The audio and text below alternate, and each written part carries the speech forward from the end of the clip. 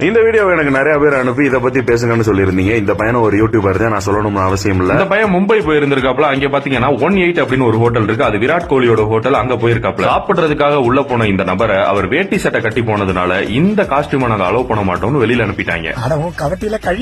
அந்த பையன் சொல்றாப்ல, இதுக்காகவே நான் புதுசா ராமராஜ்ல இருந்து வேட்டி சட்டை வாங்கி கட்டிட்டு தான் போனேன் அப்படின்றாப்ல.